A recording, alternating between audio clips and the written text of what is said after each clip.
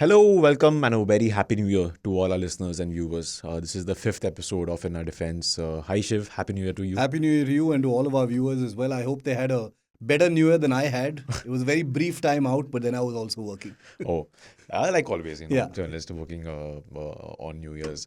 I was reminded of that as journalists doing a podcast when you messaged on our WhatsApp group just Yeah. before entering the room that you are 5 minutes late. Quite the experience, I think, for us because you're an anchor. So I'm guessing for you, when someone calls you for a recording, you have to be there on time. जबकि It हमारा rolls if you're there or not. Yeah, So जबकि 5 हमारा minutes is everything. Podcast experience is like सब काम निपटा के आएंगे भाई तुम वेट कर लो मतलब Yeah. No, the TV is very unforgiving and unsparing. So Yeah. if you're not there 5 minutes in advance, that's it. Yeah. Nobody's waiting for you. Yeah, so I think our producer Anna will agree with me when I say that because we होता है because like also because our viewers would know and listeners would know that we also work in the entire group, so Yeah. we have several other responsibilities. Like Shiv, for example, course.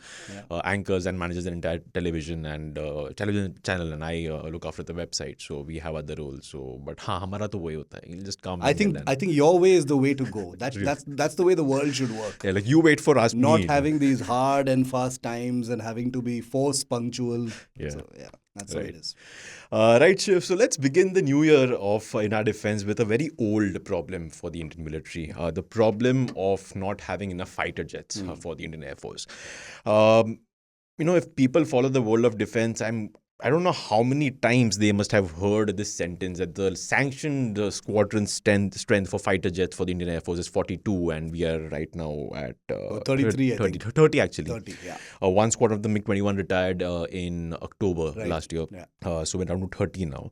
Let's just start with that before we delve into our topic of discussion, which is Yeah. going to the Tejas, the Indian-made light combat aircraft for which the Indian Air Force has placed another order of 97 aircraft. Let's just dive into that first empty figure of around that's 13, 14 missing squadrons. Where does this stem from, and how big of a concern has it been for the Indian military? Okay, so let's start first with where does this number 42 actually come from? Now, the 42 squadrons, which is called the sanctioned strength, and it is by far the biggest bedrock on which the Indian Air Force, bases all its demands, saying Right. that we're short of fighters. You have to have a benchmark. You can't simply go out into the market and say we are short of fighters. So if your sanctioned strength is 42 and you have 30, that's a very, very big shortfall, right? So depleting squadron strength, like you said, is one of the age-old problems in the Indian Air Force. I'm not sure how long it has been since the Indian Air Force has had 42 squadrons. Certainly not in my career. Maybe before that at some point of time. But basically, a few decades ago, Dave, there was a study that was done in terms of force levels, what adequate force levels and sanctioned strength. The meaning of sanctioned strength, and I want to clarify that as well, basically means these are the number of combat fighter squadrons you need in the event of an all-out conflict scenario, Okay. which would involve both Pakistan as well as China, and the ability to have some squadrons in reserve. Because obviously you can't have fighters flying 24/7. They need maintenance, they need refueling. Some of them may be shot down, some of them will need repairs. So 42 squadrons essentially means having enough squadrons to fight an air battle on two fronts, which is China and Pakistan, and have an adequate number in reserve for the turnaround process, because those aircraft will come back and then you'll send fresh ones into the fight. I'm speaking in very broad terms. There are more complexities to it, but that's basically what it is. Now, as a result of, and I'm going to be brutal here, as a result of bad planning, as a result of over promising and under delivery by India's own DRDO and agencies here, as a result of vested interests keeping India completely dependent on imports, which gives us the current dubious distinction still of being one of the largest importers of combat aircraft in the world. All of these coupled together has created a scenario where we are overly dependent on foreign fighters. Even if you look at our fleet right now, our fleet is almost entirely comprised of foreign fighters, Yes. or foreign fighters that are built here in India. This built in India thing is a bit of a fig leaf, which we'll go Okay. into a little later, and I'll tell you some very uncomfortable truths about what made in India fighters of foreign origin actually mean for the Indian exchequer. But as far as the Tejas is concerned, and we'll come to that in a bit, the Tejas is the first home-built Indian fighter since the 60s, 70s. We had the Marut at that time, which was an HAL fighter. It had a very short stint in service, and so the Tejas is the only homegrown fighter that we have right now. There's very good news as far as the Tejas is concerned, because we've got 2 squadrons in service already, but 2 out of your 30 squadrons is nothing. But there are many more squadrons in the pipeline, so that's the good news. The bad news is your I won't say bad news, but the challenging news rather for the Indian Air Force is that the entire remainder of your combat squadron strength is comprised of either fighters that you've imported or fighters that you've built under license here in India. Yeah. So whether it is your Sukhoi 30, which takes up the mammoth share of your squadron strength. These are big, bulky, heavy fighters which HAL builds in Nashik in Maharashtra. You've got a sizable number of Mirage 2000s, which unfortunately India did not choose to build in India. We'll come to that as well, because if India had actually chosen to build those, many of the problems we currently have would not be there. Okay, interesting. We've got the MiG-29s, not built here. We imported those from Russia. Now we've got the Rafales. So it's actually a bit like a zoo. Aviation aficionados, military enthusiasts, when you talk to them, they're like, India is like a museum. You guys don't care about having economy of inventory, having commonality of type. Many of our listeners might be wondering, what do you mean by zoo? Why are people calling it a museum? Usually, any air force in the world would like to have maybe 2 or maximum 3 types of aircraft, because that allows you to economize in terms of buying spares, planning properly. Each aircraft is unique. It has its own unique spares. It has its own unique maintenance philosophy, own unique training. So that's an additional cost. If you have 2-3 different aircraft, then you can scale up your operations, have more squadrons, have the flexibility of operations from operating those aircraft in different places. But if you have 7 different types of aircraft and counting, you are juggling a very difficult nightmare, a very difficult nightmare in terms of inventory. That's why people call India it's like a beauty contest of aircraft. Name the aircraft, and the Indian Air Force has a few of them. So let's look at how things look like right now, since we're on the topic of fighters aircraft. We've got MiG-21s. Yes. We had MiG-23s and MiG-27s until a few years ago, retired now. Beautiful aircraft, but gone. We've got MiG-29s, large number. We've got Mirage 2000s. We've got Jaguars. We've got Su-30s. We've got Tejas. And we've got Rafale. Yes. So we've got 8 types of frontline fighter bomber aircraft in service with the Indian Air Force, which is absolutely, it's bananas in terms of being able to run a capable Air Force. Now, the Indian Air Force happens to be one of the finest air forces in the world. That's different. But everything that the Indian Air Force is today and has achieved is despite the kind of legacy bad planning that has been, and remember, these are not, none of this is entirely the Indian Air Force's fault. Governments over the years have treated defense procurement as a political instrument. अच्छा, we need to placate Russia, चलो इसको deal दे दो. चलो France को ये चाहिए, चलो इसको ये deal दे देते हैं.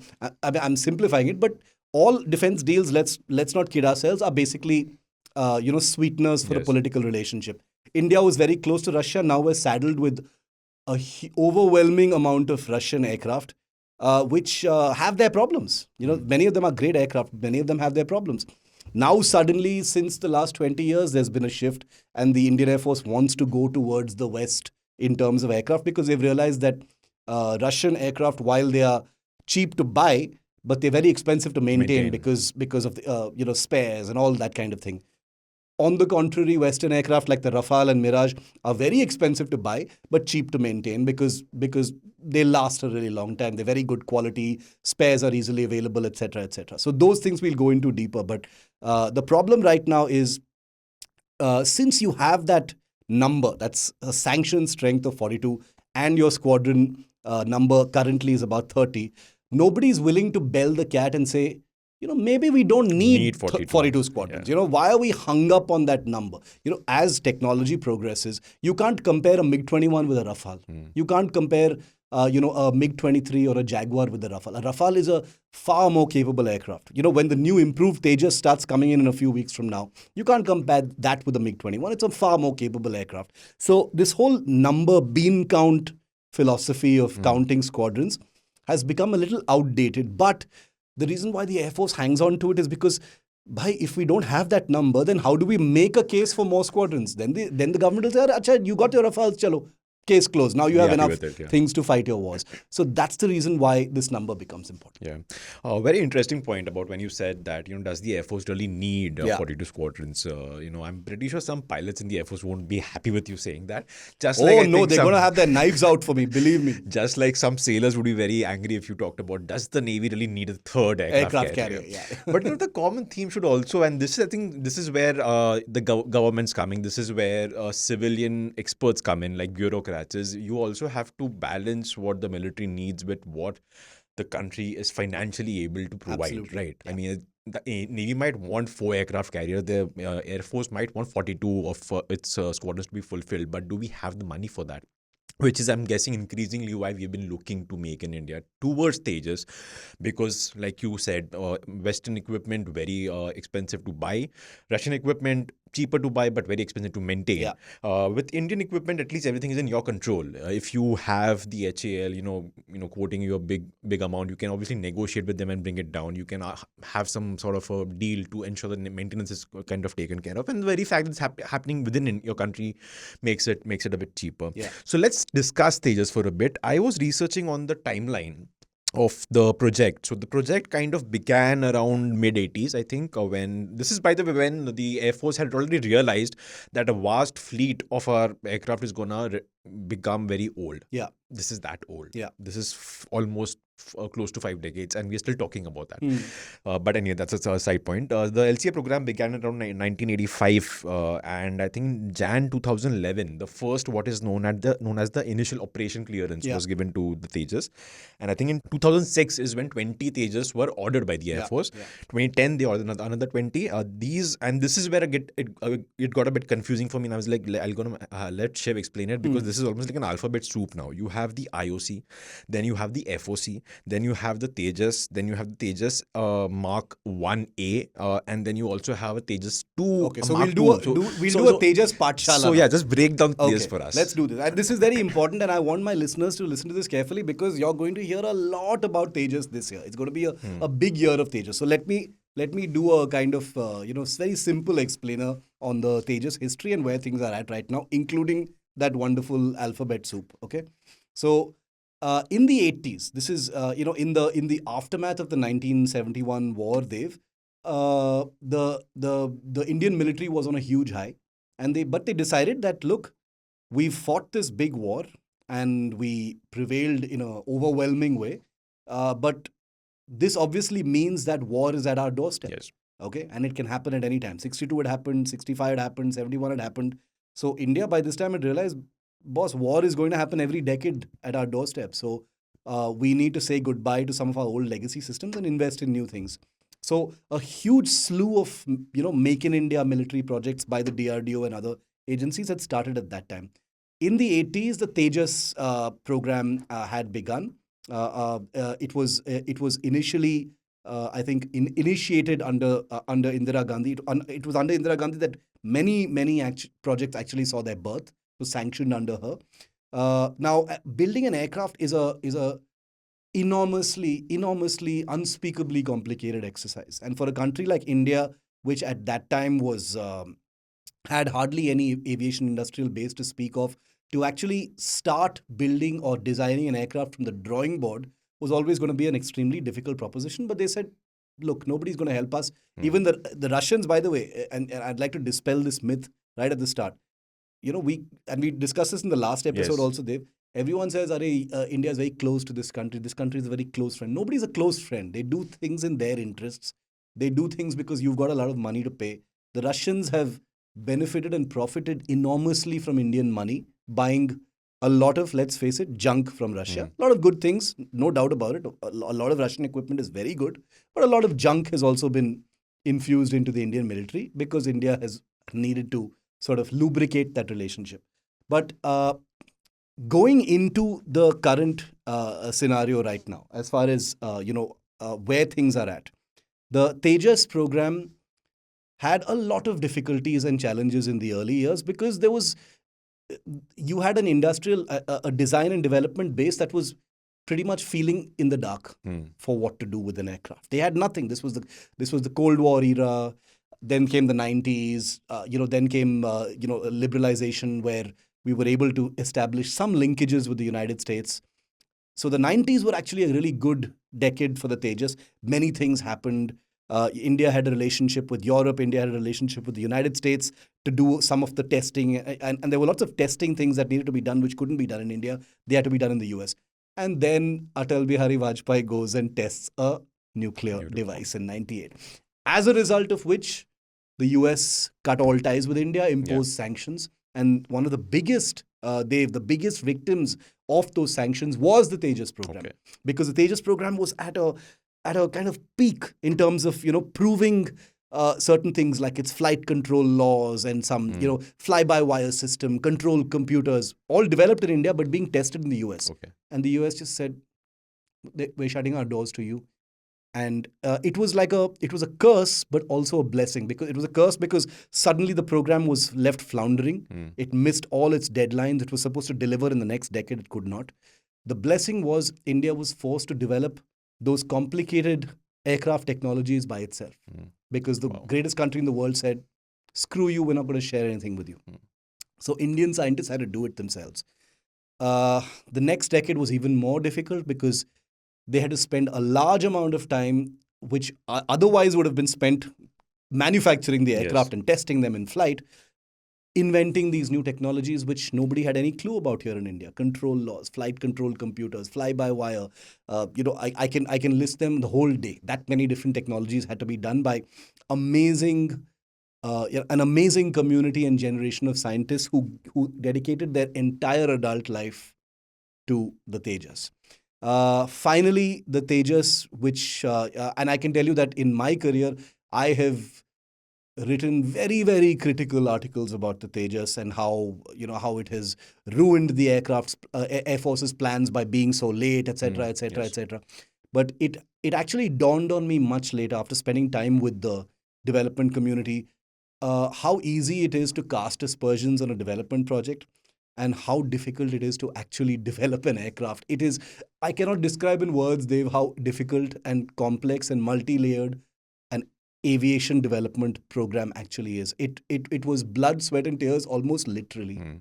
2001, when Vajpayee was the Prime Minister, the Tejas took off for the first time. In fact, it was Vajpayee who gave the Tejas the name Tejas.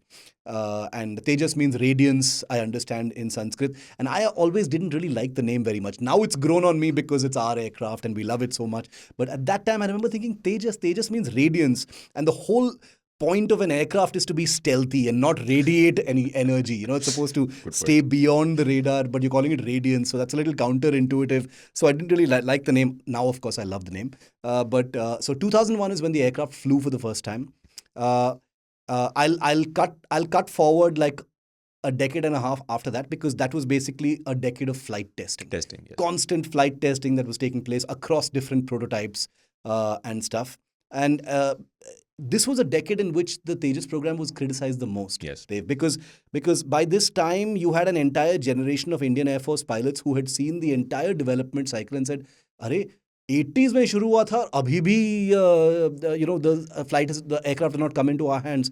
But for all of these reasons, it's difficult to criticize the project, but the complexity of it made it necessary. It's one of the reasons why the Tejas is by and large an Indian aircraft now, and barring the current radar and the engine, everything else is completely Indian, including the brain, the important brain of the aircraft is all completely Indian. The first Tejas is called the Tejas Mark 1. The Mark is usually like, the first version of the aircraft. Right. So that's called the Mark 1. Of the Mark 1, there are 40 on order, which are currently in 2 squadrons. They are placed near Coimbatore in a place called Sulur in Tamil Nadu. So that's where 2 squadrons are currently. So that's 40 aircraft of the Mark 1. Now, the Mark 1 Tejas didn't meet all the performance requirements that the Indian Air Force had wanted originally from the Tejas. in terms of, and these are very technical aspects, things like its turn rate, its high speed performance, its ability to withstand gravitational forces, the different kinds of weapons it could deploy, the kind of sensors it had, air-to-air refueling capability. All of these things were not there. So the Indian Air Force, the DRDO and the organizations developing the Tejas said, look, you take the Tejas Mark 1, buy a couple of squadrons, fly them, make them operational, get used to them.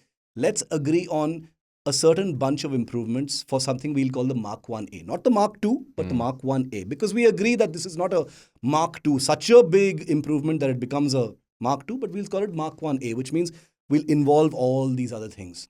So more weapons, better radar, air-to-air refueling, different some improvements in sensors. Many people always forget, and this is something I love reminding people, an upgrade or a new version of an aircraft doesn't just mean अरे थोड़ा weapon लगा दो, paint job, नया radar. It's the software. Yeah. The software is like the biggest thing in an aircraft. And this software code in the Tejas is entirely Indian, written by young coders in India.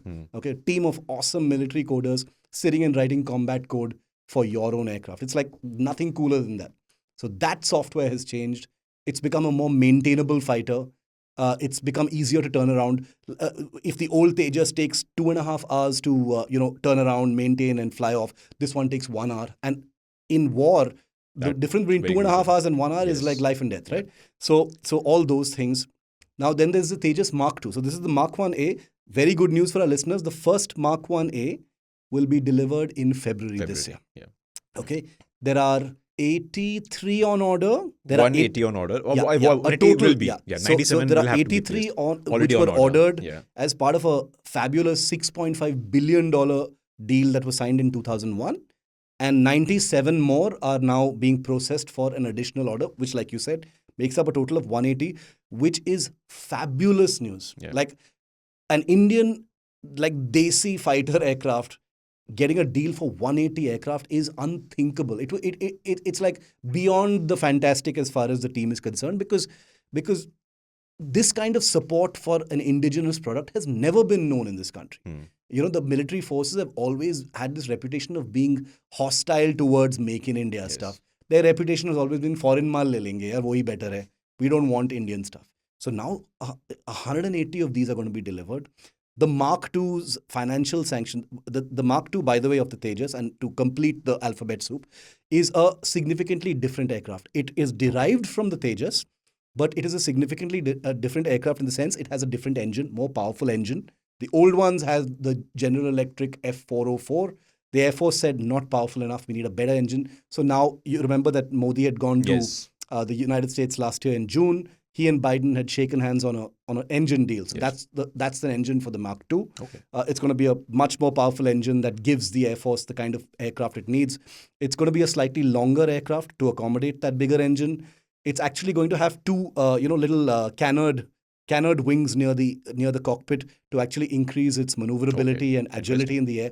Those little wings you see near the cockpit, like in the Rafales and the Eurofighters, those kind of little winglets are going to be there as well. It's going to have a completely Indian radar. It's going to have Indian missiles. It's going to have all manner of things that make it completely Indian. And as I understand it, about 200 of those will ultimately be ordered. And that's a true blue 4.5 plus generation kind of fighter aircraft. Equal to Rafale, I'm guessing. A little less than the Rafale because it's still a single engine fighter. Right. Rafale is a little heavier and bigger than that. But in terms of many of the capabilities, there will be an overlap. Okay. So you're talking basically about 180 plus 40 plus 200, in excess of 400 fighters across this alphabet soup of Tejas, which is absolutely marvelous. And just to extend the alphabet soup, there's something called an AMCA that's also under development. But I think that's something I'm probably going to see when I'm retired from journalism. Hopefully not. Not. So the AMCA is a 5th generation fighter. Now, I'm sure listeners who are who have the time to sit and listen to In Our Defense know what a 5th generation fighter is. So I won't dumb it down too much. But the aircraft like the Tejas, the Rafale, the Su-30, etc., are called 4th generation fighters. Now, generations is a is a bit of a wishy-washy kind of thing, but it basically means certain incremental important technologies that set certain aircraft apart from their predecessors, make it a separate generation. So, for instance, aircraft like the Su-30, the Tejas, and all these aircraft are called fourth and 4+ generation because they have advanced air intercept radars. Yep. They've got beyond visual range air-to-air missiles. They've got standoff strike capabilities. They've got different kinds of sensors. Their flight computers are pretty advanced. They've got smart cockpits, etc. That's fourth generation. But fourth generation is also is a very fat generation because everything from your old MiG-29s all the way to your modern Rafales all kind of come into this huge ambiguous pool called fourth generation. Fifth generation is where things get really exciting.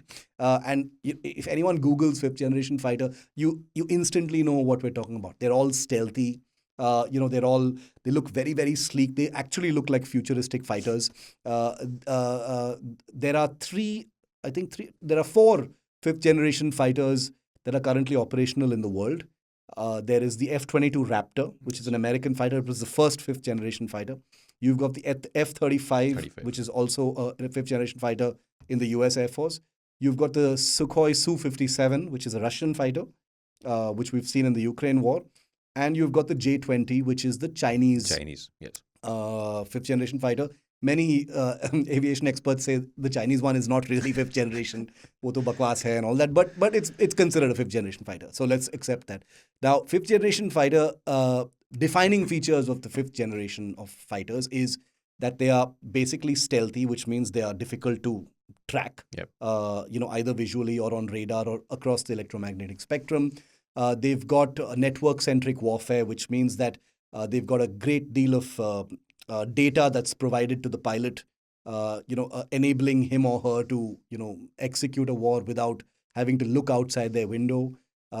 Smart weapons, the ability to, to fly along with the, teamed up assets like a drone, that kind of thing. So the very, very cool, advanced, futuristic technologies make up the fifth generation, and there are many more. The ability to super cruise is also a defining feature. Super cruise basically means the ability to fly faster than sound without the use of fuel hungry afterburners. Afterburners are those things you see where fire comes out of the engine at the back of a plane. That's called an afterburner. It's basically something that a pilot engages in order to get like a huge boost of power and speed. So watch Top Gun, you'll know what we talk. You'll know what anyone in our defense people know what reheat and afterburner is. Come on, who are we kidding? So basically the ability to do that, get that speed without the afterburner, because afterburner is very fuel hungry, right?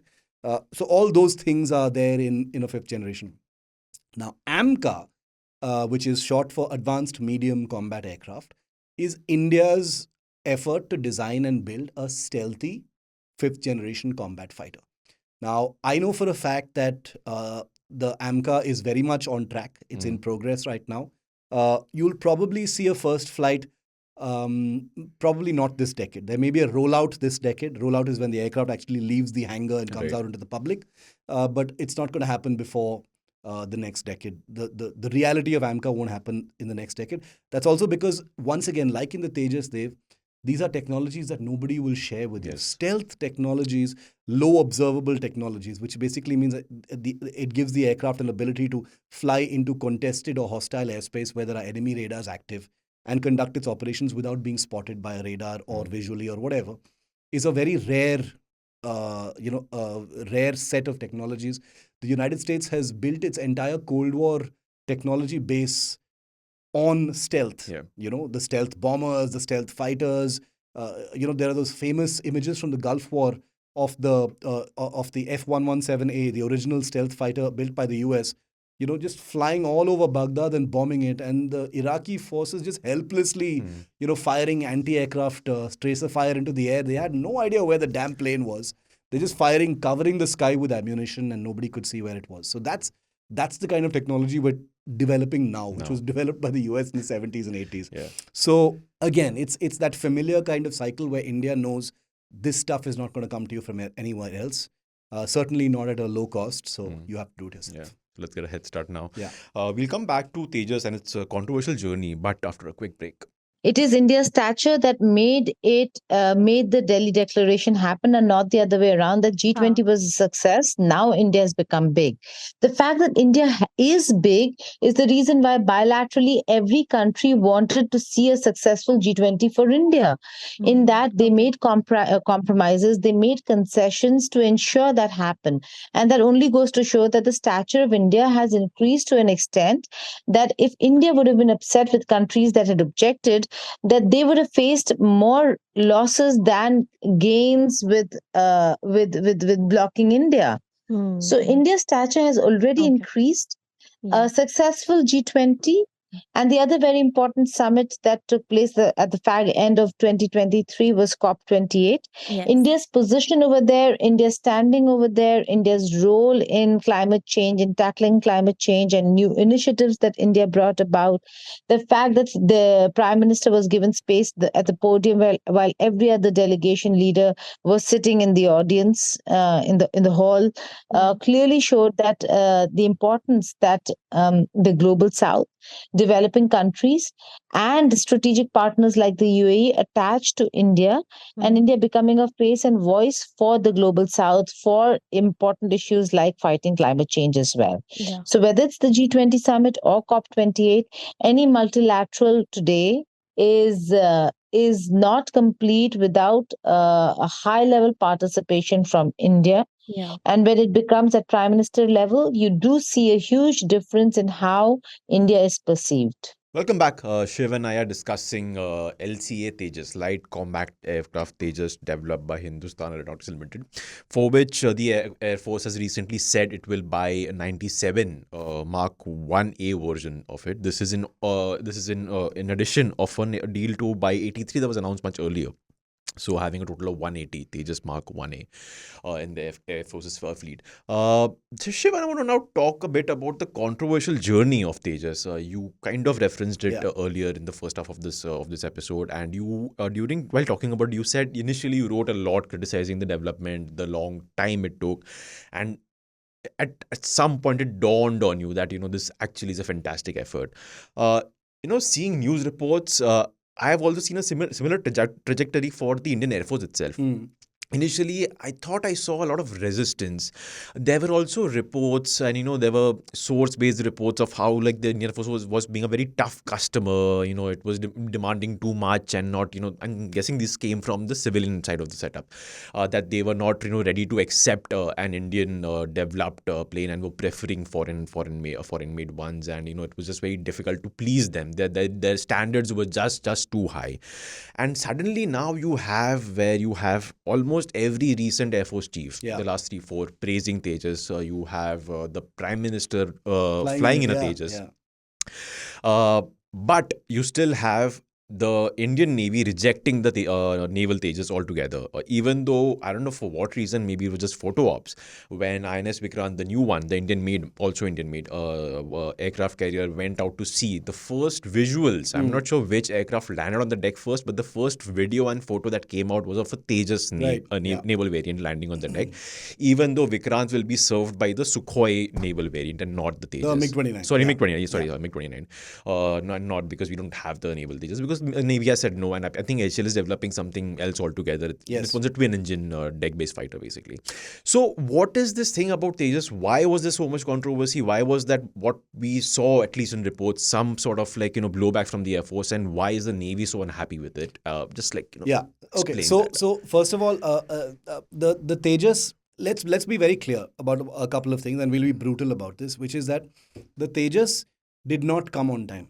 Okay. It's not like the Tejas was there and the Air Force was rejecting it and being difficult about accepting it, etc. That was also a fact, but that came a little later. Initially, the Tejas simply didn't come on time because of the various reasons that we've just discussed. There were also challenges, technologically speaking, within India. It's not like the DRDO and the Indian industrial base is blameless. They also overpromised, had extremely optimistic delivery, dates that were officially shared with the Air Force, and they didn't deliver on those, which created a kind of atmosphere where the Indian Air Force and the DRDO had a very deep trust deficit. Okay. This was in the early 2000s, and some of it still exists. Believe you me, the relationship between the military and the DRDO has not always been a friendly one. In fact, it has been colored by a sense of distrust and a sense of stop promising stuff that you can't deliver. And the Air Force also had a sense of irritation, and other services also had a sense of irritation that whenever the Air Force or the Army would move a case for some kind of procurement, a missile or an aircraft or a helicopter from abroad, the DRDO would file a counter case in the Ministry of Defense saying, why are we importing it? We'll build it here. Na? Give us a few years, we'll build it. And then 20 years later, nothing would be. And the Air Force would be left in the lurch saying, how do you expect us to fight wars if you don't give us the stuff we want in a timely manner? So let's get that out of the way. They just did not come on time for a variety of reasons that we've just think. But the Indian Air Force also took a very long time to understand the benefits of inducting an aircraft like the Tejas early and in large numbers. That the distrust that I described between the DRDO and the Indian Air Force also especially exists between the Indian Air Force and HAL, which is it's actually a unique case in history where HAL, which is currently your country's only manufacturer of combat aircraft, and its only customer or its overwhelmingly largest customer is the Indian Air Force, but they hate each other. Wow. Okay, I'm simplifying it, but the relationship is one of there's a lot of animosity in that relationship. Okay, of over-promising, quality control, various other things. So it's not an easy contractual relationship. Now, if you couple all of these things together, the Indian Air Force was traditionally resistant to getting anything from these guys, these teams. They're like, nahi yaar, you guys will not give it to us. Wo time pe nahi aayega.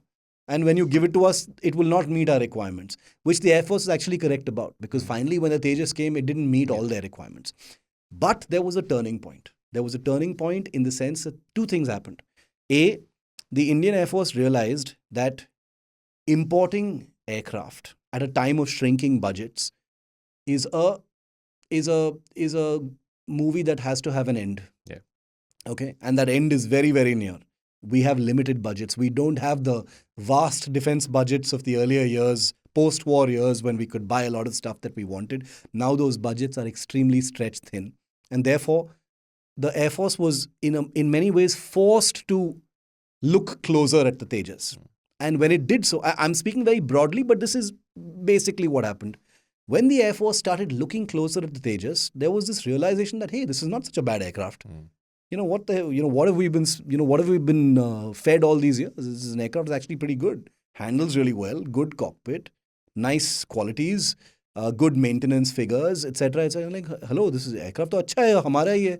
So then they realized the benefits of looking favorably upon your own aircraft.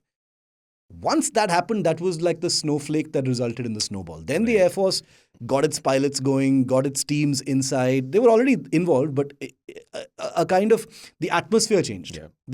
The atmosphere changed from one of resistance to one of openness, of collaboration, of, hey, let's improve this aircraft more and more and more.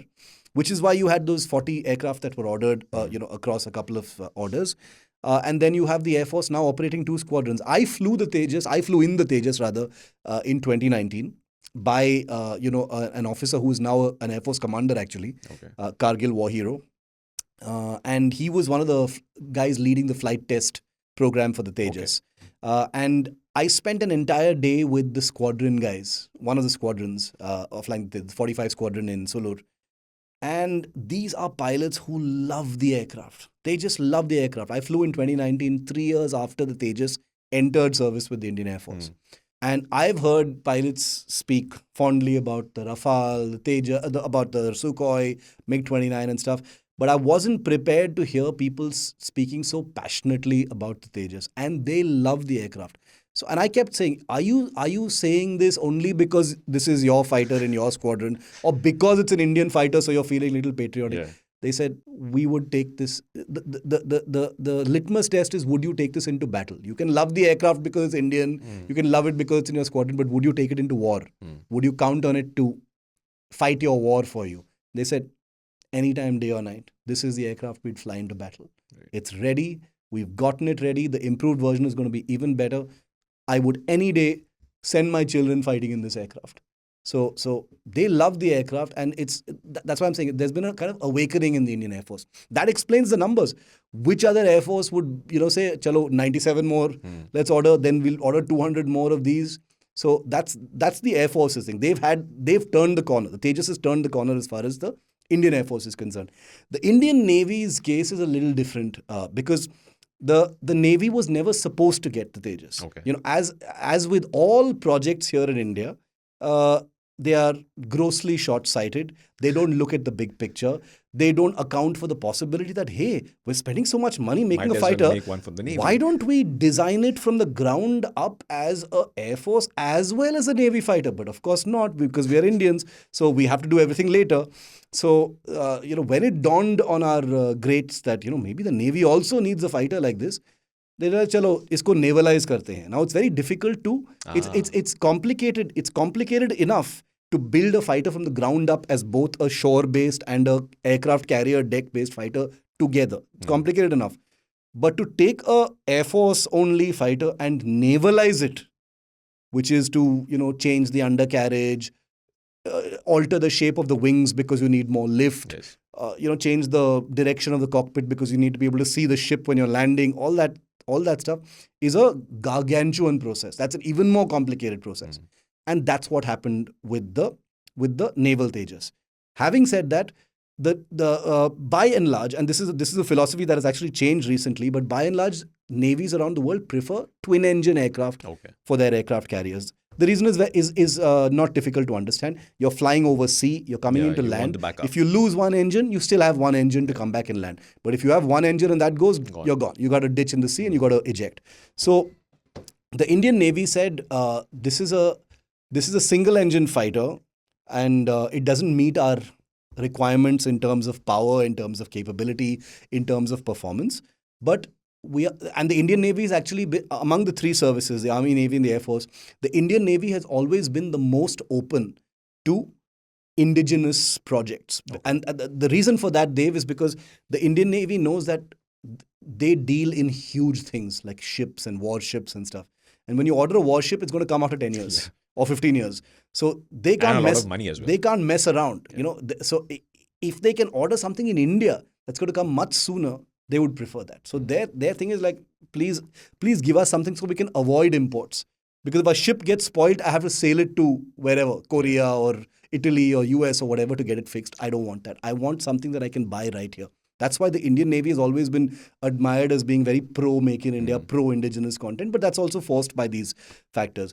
So the Indian Navy had to reject the Tejas because it simply wasn't a combat-worthy aircraft. Not enough thrust, not enough power. With the kind of power it had to take off, even with one engine, it would not be able to carry enough weapons. So what's the point of launching an aircraft if it doesn't have enough weapons on board to actually conduct strike operations, etc. So the Navy accepted the LCA Navy as a kind of test bed. Let's use this aircraft to test our aviation base, to continue flying it off the Vikrant and the Vikramaditya as a way to let pilots continue to train. The capability for pilots to land on an aircraft deck is a very, very difficult thing, and it's easily lost. One generation of pilots retires, a whole new generation of pilots has to go abroad to retrain or go through that kind of thing. We have training here in India now, but it's difficult.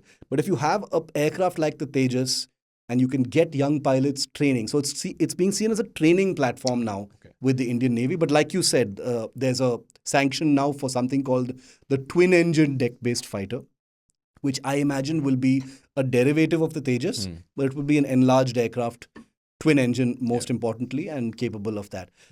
Where that's going to go, I don't know, because the Indian Navy is not going to need an aircraft like that in large numbers. Indian Navy will need maybe 50, 60, 70, 80 aircraft across 2 or 3 aircraft carriers. So is it going to be economically worth it to build a new aircraft from the ground up?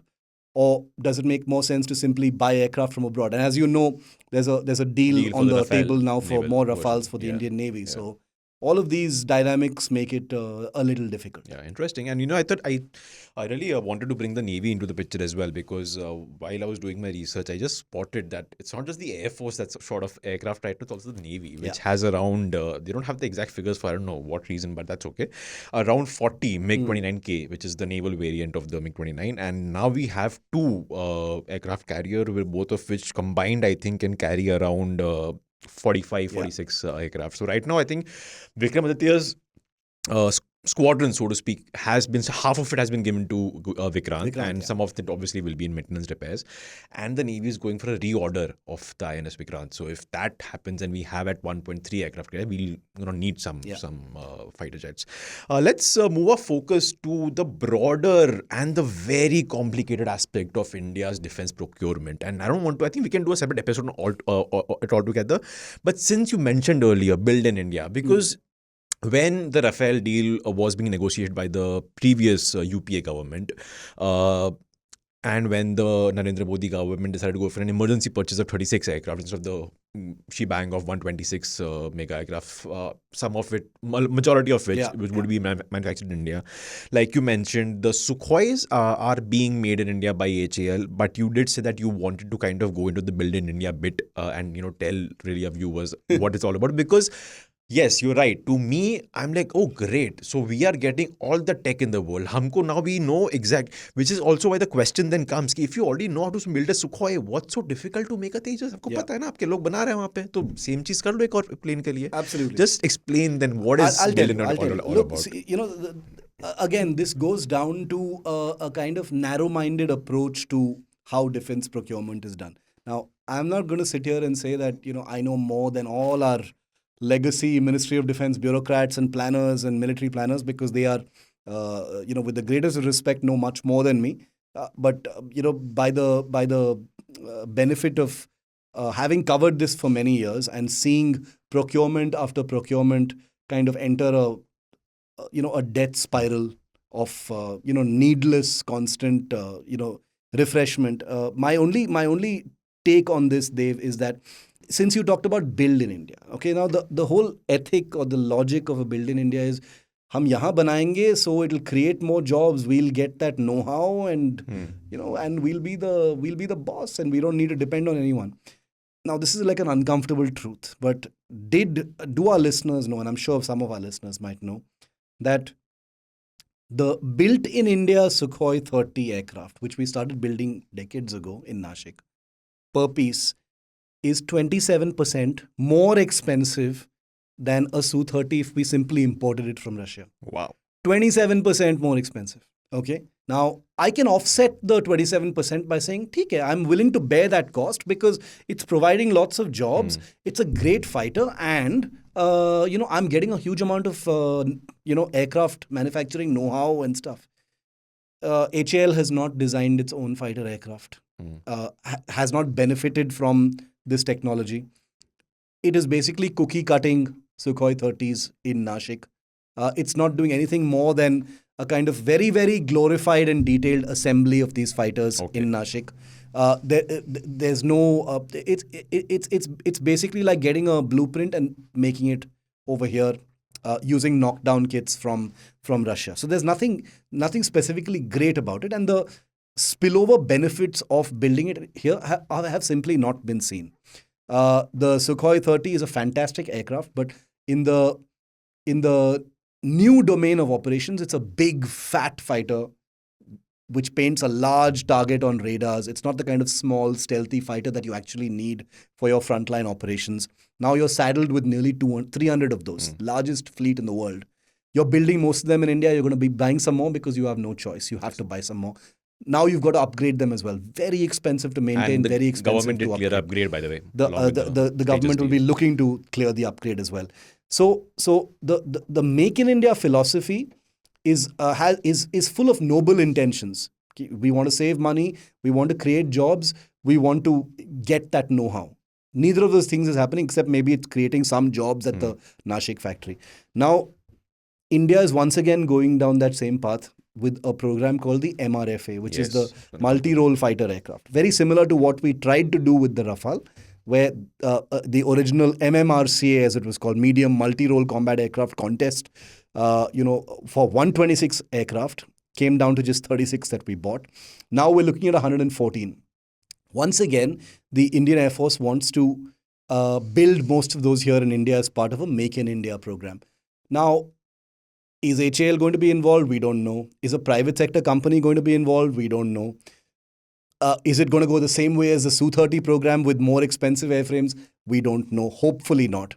But the reason why things may actually be a little different this time is because now the private sector is much more powerful. It's much more in the game, quote unquote.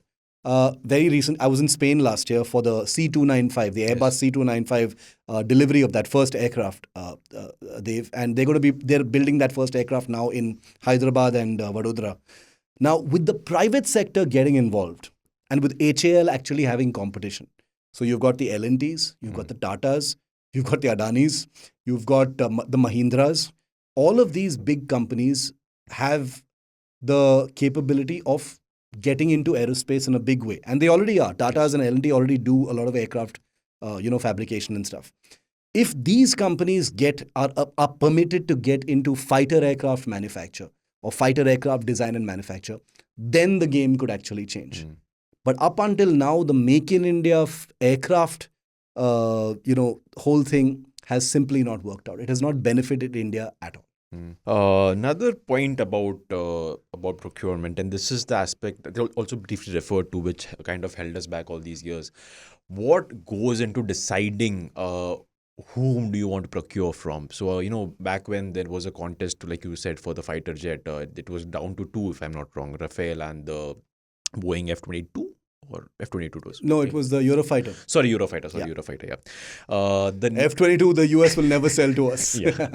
The Navy, when it was looking to buy fresh fighter jets, I think there was also a competition between two. Yeah. So when it comes to deciding between after competition, deciding between two fighter jets and it's two countries, is it geopolitics? Is it purely your defense interest? Is it purely what your force is recommending? Because I'm pretty sure, even if the Air Force is saying that both are great, capable, I'm pretty sure they have a preference for one. Yeah.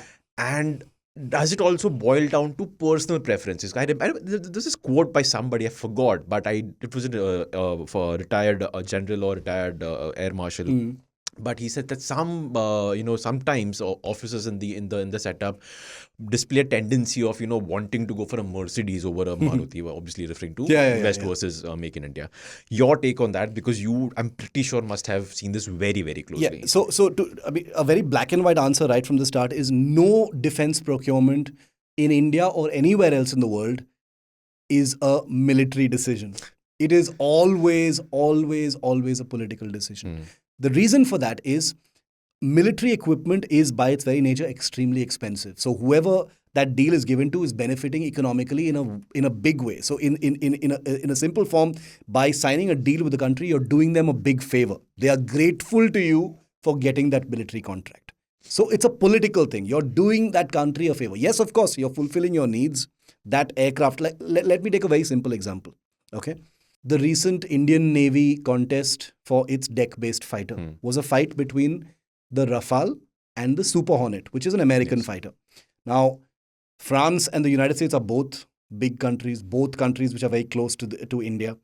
Now, the Navy completed all its trials and submitted its recommendations to the government and said that look, both these aircraft basically meet our requirements, but our preference is for the Rafale because of so and so and so reasons, whatever technical reasons, not political reasons. Technical, it can carry more anti-ship missiles, blah blah blah, all that stuff. Now it comes to the government to decide what it wants to do. Similarly with the Indian Air Force case, after the Indian Air Force has tested all these aircraft, they take them through a huge number of tests. They're called field evaluation trials, FETs.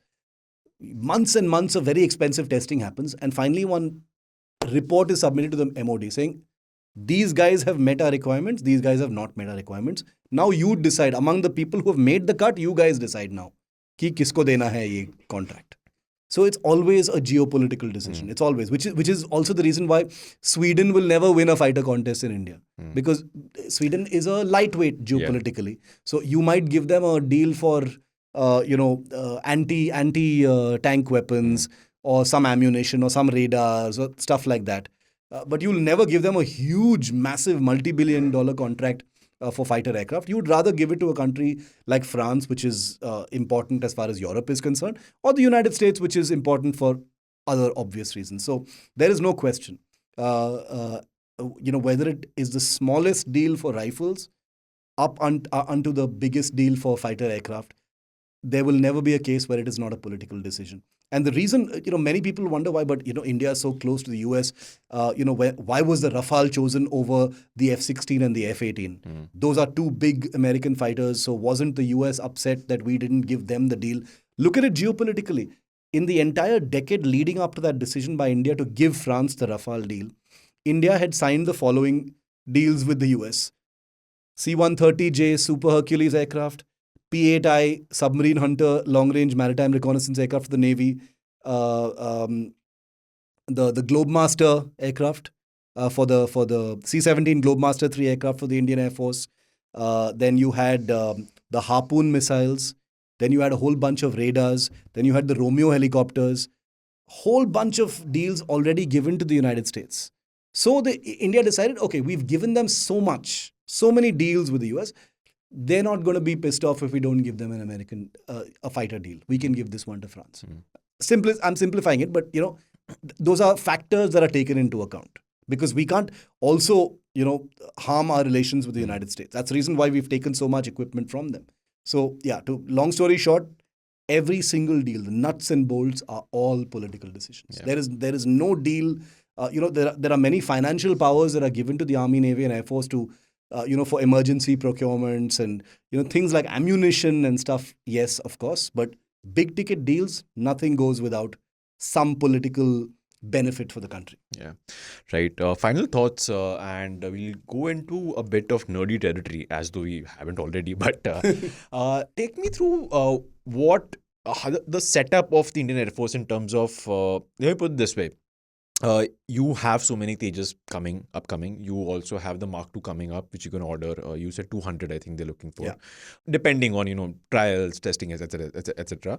Yet you also have the deal open, the MMRFA. You said. Yeah. So one question number one: why do you need that if you have so many Tejas coming up? Second, in the modern day and age, do we now still not have fighters that can do everything? Because if you look at the map of India and if you can explain to our listeners and viewers what kind of aircraft would the Air Force need, I'm guessing something that can operate over a desert, at the same time something that can operate at the higher altitudes. Then you need something like a Mirage, like for the Balakot airstrike where it can bomb. Then Balakot is a good example. So you had the Mirage being the bombers, but you had the Sukhoi 30s being sort of like the guards around the Mirages. And you had, the day after when the MiG-21 was involved in the dogfight that happened with the Pakistani Air Force. Are these completely separate roles that not one single aircraft can do? So, for example, is there something that Tejas cannot do that the current set of fighter jets can, that the Air Force has, which is why it needs to go for the MFRA? That's a very, very important question. I'm glad to answer that. So for starters, to answer your first question first, the Indian Air Force doesn't have the choice of taking a risk of something not turning up on time. Okay.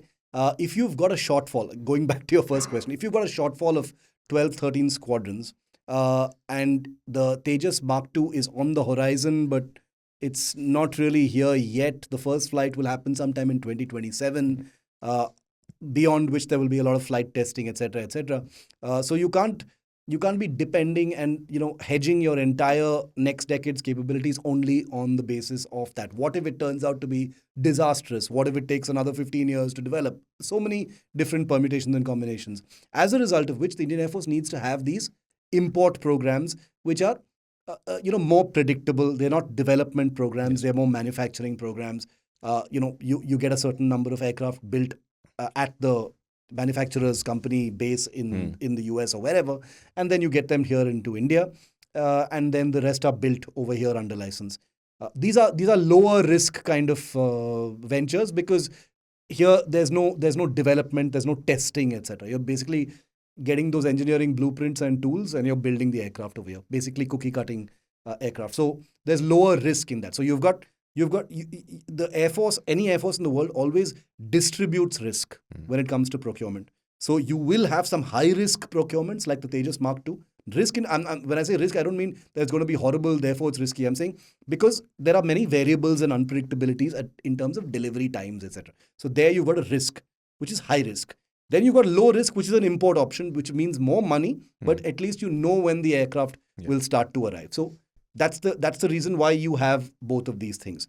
There is at no point is the reason for this being that the Tejas Mark II will not be a good aircraft, therefore you get this. Absolutely not. In fact, the Tejas Mark II will most definitely be a superior aircraft to whatever MRFA is chosen, and certainly the ones that are in the sweepstakes right now. Right. To answer your second question about the various roles of fighter aircraft, now this is a complicated and decades-old question that air forces are grappling with even now, Dev, which is that how do you get a fighter to do everything?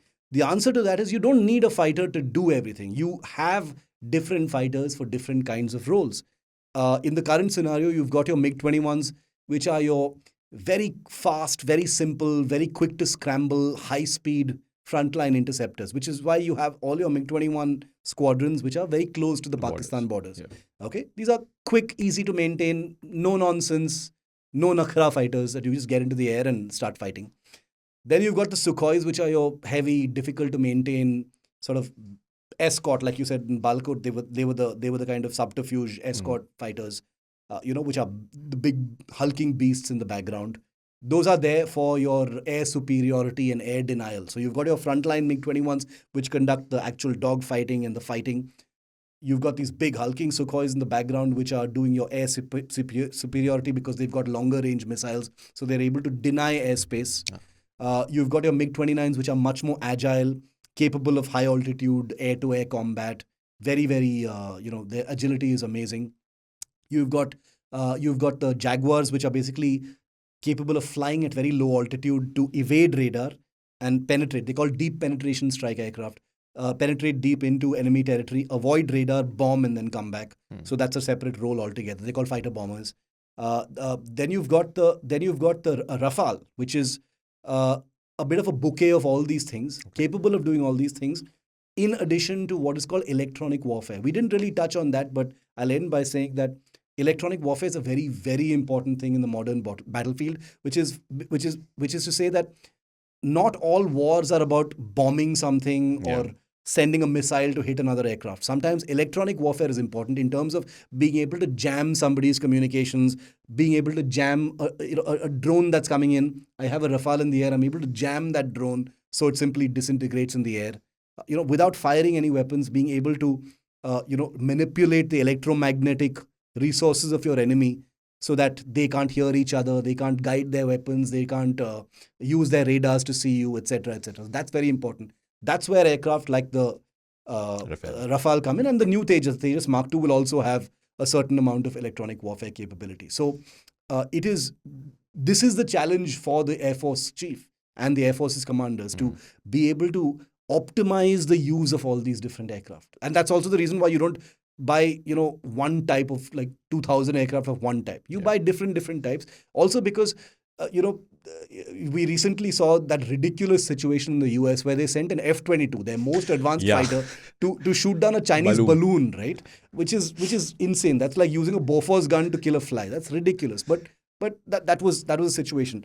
So similarly, in India, we don't want to use a Rafale, and also remember that it costs a hell of a lot of money per hour of flying. So you'd rather use a cheaper, smaller, less expensive fighter to do something basic like bombing some small little target somewhere, rather than employ your expensive fighters like your Rafale or your Sukhoi 30s. Yeah. So it's a matrix of fighters. And this is something the Air Force is actually very good at. Matrix, but going back to the earlier point, also important to ensure that matrix comes from probably the same developer, the same country, so that your spares are in order, or the same parent lineage. The Tejas, for example, could have several versions of it instead of having different aircraft from different countries. You're doing several different roles. Great, Shiv. One last and a quick, very question for you, because I think this is also a nerd question, but you mentioned BVR at some point, beyond visual range.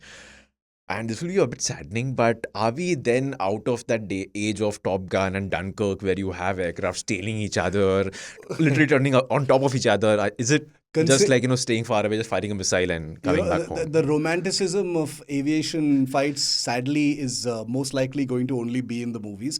But I don't want to glorify war and combat because it's dangerous. But since you asked about Top Gun, Balakot is a great example of fighters coming within visual range of each other. Yeah, they did. It wasn't really a dogfight in the sense that we understand it. Where you're actually like flying behind the guy. But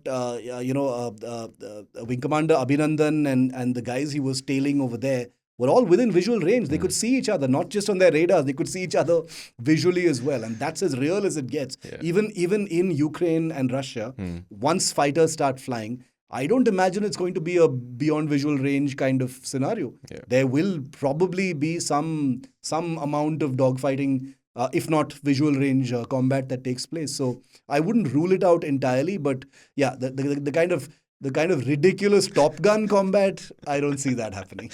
Yeah, I think we'll end it on that note. Thanks, Shiv. Great insights, and I think you've explained a topic that is very complex, very complicated, but very easily for our listeners and viewers. And I think we'll be doing many more episodes on aviation. Oh, definitely. We'll be doing many more because passionate about aviation. So I'm pretty sure our viewers and listeners must have felt the same. And, we'd like to hear from you. Drop a comment for us on YouTube if you're listening to us on YouTube. If you're listening to us on Spotify, Apple Podcasts, you can drop a WhatsApp to us at 8588966996. As always, thanks to our producer, Anna Priyadarshini.